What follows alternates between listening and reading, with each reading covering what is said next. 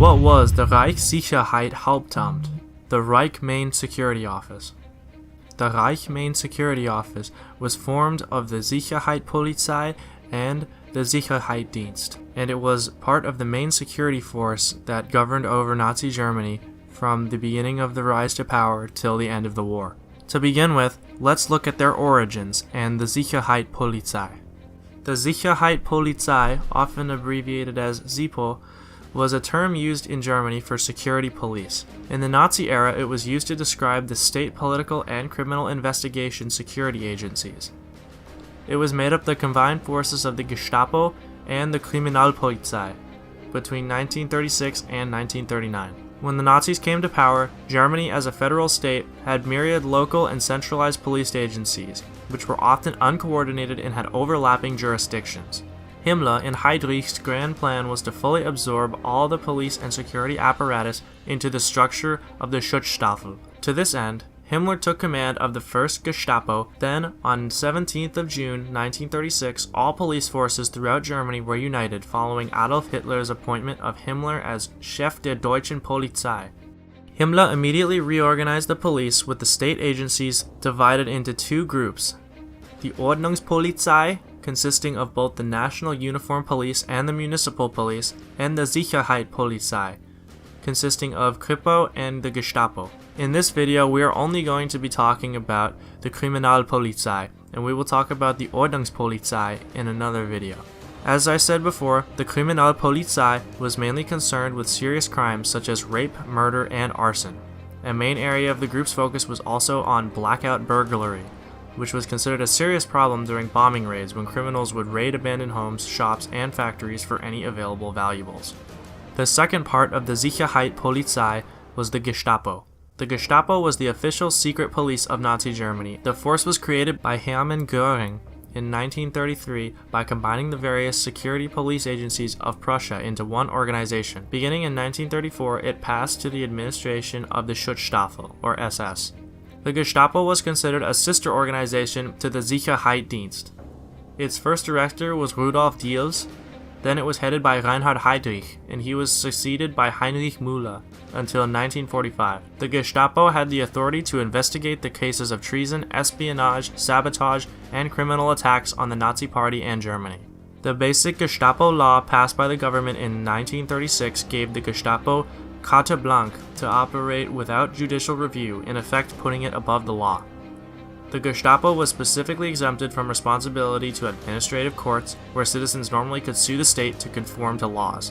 The SS officer Werner Best, one-time head of legal affairs in the Gestapo, summed up this policy by saying, "As long as the police carries out the will of the leadership, it is acting legally." The second branch of the Reich Main Security Office was the Sicherheitsdienst, or SD, which was the intelligence agency of the SS and the Nazi Party. Originating in 1931, the organization was the first Nazi intelligence organization to be established, through integration of SS members and operational procedures. Between 1933 and 1939, the Sicherheitsdienst was independent.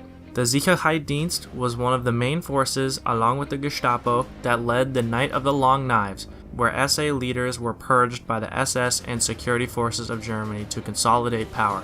It struck fear across the Nazi leadership as to the tangible concern of the reach and influence of Himmler's intelligence collection and policing powers. The SD was mainly the information gathering agency, and the Gestapo and the Kriminalpolizei was the executive agency of the political police system. What they wore.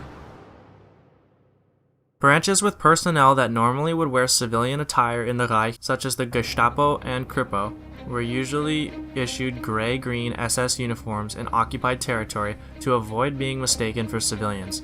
Kripo had slightly different eagles they wore on their arms and peak caps, and they had police-patterned shoulder boards. There were strict protocols protecting the identity of Gestapo field personnel. When they asked for identification, an operative was required only to present his warrant disc. This identified the operative as Gestapo without revealing personal identity. The gray SS uniforms they wore, when not in civilian attire, had police patterned shoulder boards, rank insignia on the shoulder straps, and the SS rank insignia on the left collar patch. The right collar patch was black without the SS runes. The SD sleeve diamond insignia was worn on the lower sleeve even by the SIPO men who were not in the SD. The SD wore gray or green SS uniforms, and they also had a sleeve diamond, which was the key insignia of the Sicherheitsdienst, which was worn on the lower left sleeve.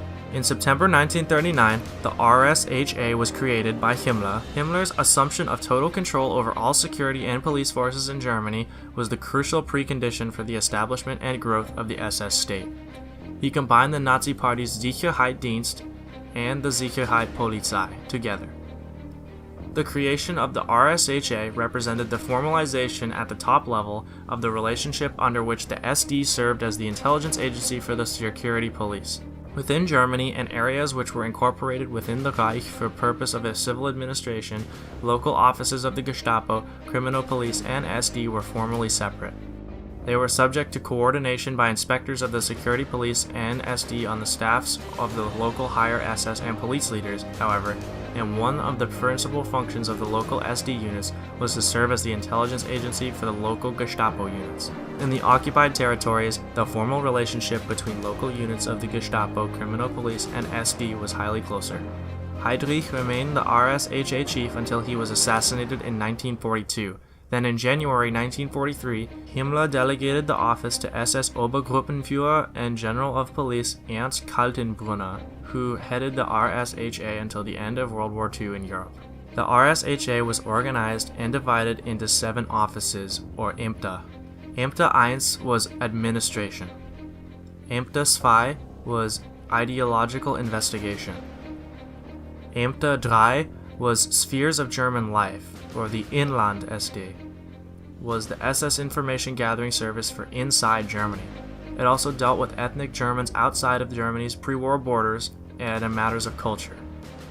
Ämter 4 was for the suppression of opposition. Ämter 5 was suppression of crime, or the Kriminalpolizei.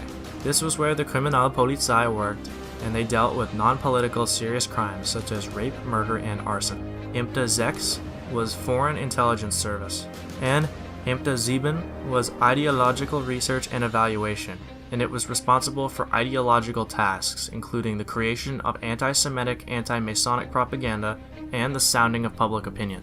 Along with the other branches of the RSHA, the Einsatzgruppen was another unit of the Nazi security forces that was taken from members of the SS, the Sicherheitspolizei, and the Ordnungspolizei. These units acted as mobile killing units for the German invasion of Poland and the Soviet Union. During the invasion of Poland and the attack on the Soviet Union, 4 Einsatzgruppen units, each ranging in size from 500 to 1,000 men, under the command of Himmler, were assigned to follow in the wake of the advancing German army and charged with special tasks. These special tasks included the execution of Communist Party functionaries, Soviet officials, and political commissars, as well as any Jewish men, women, and children that posed a serious threat to the German Wehrmacht forces.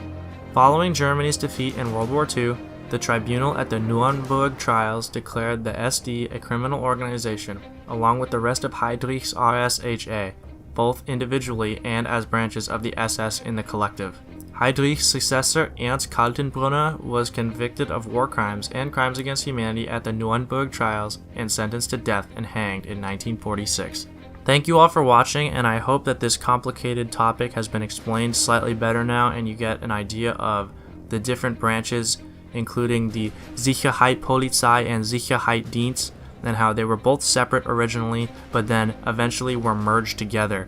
And the Sicherheitspolizei has 2 separate branches, which is the Kriminalpolizei, which deals with non-political state crimes, and then the Gestapo, which deals with more serious interstate crimes.